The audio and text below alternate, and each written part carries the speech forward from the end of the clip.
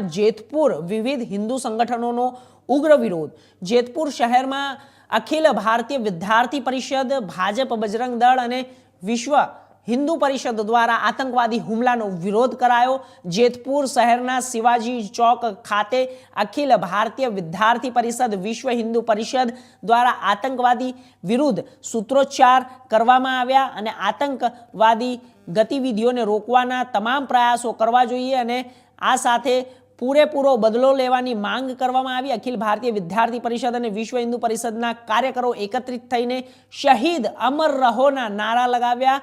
અખિલ ભારતીય વિદ્યાર્થી પરિષદ, વિશ્વ હિન્દુ પરિષદ કાર્યકરોએ 2 મિનિટનું મૌન પાડ્યું। ત્યારબાદ આતંકવાદ મુર્દાબાદ, પાકિસ્તાન મુર્દાબાદના નારા લગાવવામાં આવ્યા। આપણે જણાવી દઈએ કે જે જમ્મુ કાશ્મીરની અંદર બનેલી આ પહેલગામની જે આતંકવાદી દ્વારા કરવામાં આવી ઘટના જે છે તેનો સખત વિરોધ કરવામાં આવ્યો છે।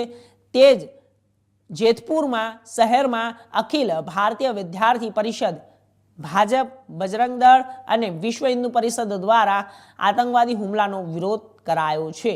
જેતપુર શહેરના શિવાજી ચોક ખાતે અખિલ ભારતીય વિદ્યાર્થી પરિષદ સાથે વિશ્વ હિન્દુ પરિષદ સાથે આતંકવાદી વિરુદ્ધ આ જે સૂત્રોચ્ચાર કરવામાં આવ્યા છે, આતંકવાદીને ગોતીને તેના સામે ગોળી મારી બદલો લેવામાં આવે તેવી માંગ વિશ્વ હિન્દુ પરિષદ, બજરંગ દળ, ભાજપના કાર્યકરો દ્વારા કરવામાં આવી છે। આપણે જણાવી દઈએ કે લોકો રસ્તા ઉપર મોટી સંખ્યામાં આવી પહોંચ્યા છે અને જેતપુરની અંદર અત્યારે આ પ્રકારના તમને દ્રશ્યો જે બતાવી રહ્યા છે તે અલગ અલગ હિન્દુ સંગઠનો દ્વારા બેનરો હાથમાં લઈને, મોબાઈલની ટોર્ચ ઓન કરીને, સૂત્રોચ્ચાર કરીને, નારા લગાવીને આ પ્રકારના વિરોધ પ્રદર્શન કરી રહ્યા છે અને સ્વાભાવિક વસ્તુ છે કે આ પ્રકારના વિરોધ પ્રદર્શન થવા જોઈએ। એનું કારણ એ છે કે જે ભારતની અંદર આવીને હિન્દુઓને નિશાનો બનાવીને તેમને મારીને જતા રહે છે તેવા આતંકવાદીઓને હવે કોઈ પણ પ્રકારની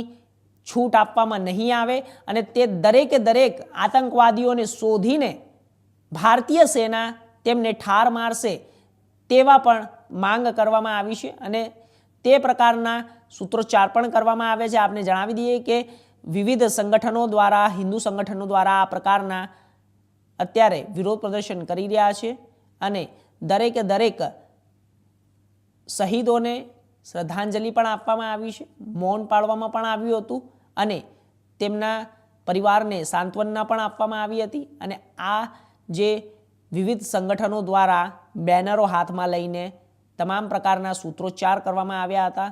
આપણે જણાવી દઈએ કે જે હિન્દુ અલગ અલગ સંગઠનો છે જેમ કે ભાજપ છે, વિશ્વ હિન્દુ પરિષદ છે, બજરંગ દળ છે, આ તમામ સંગઠનો ભેગા થઈને જેતપુરની અંદર ખુલ્લા રોડ ઉપર આવીને અને આ વિરોધ પ્રદર્શન કર્યું હતું અને સૂત્રોચ્ચાર કર્યા હતા। આતંકવાદીને હવે છોડવામાં નહીં આવે, તમામ પ્રકારના પગલાં લેવા જોઈએ સરકારે તેવી પણ માંગ કરવામાં આવી અને દરેકે દરેક આતંકવાદીને તેમના એરિયામાં જઈને ઘૂસીને ઠાર મારવામાં આવે તેવી પણ માંગ કરવામાં આવી હતી અને સાથે સાથે આતંકવાદ મુર્દાબાદ, પાકિસ્તાન મુર્દાબાદના સૂત્રોચ્ચાર પણ કરવામાં આવ્યા હતા। આપણે જણાવી દઈએ કે એક મોટી ઘટના છે। આ મોટી ઘટના ગઈકાલથી ખૂબ જ વધી ગઈ છે।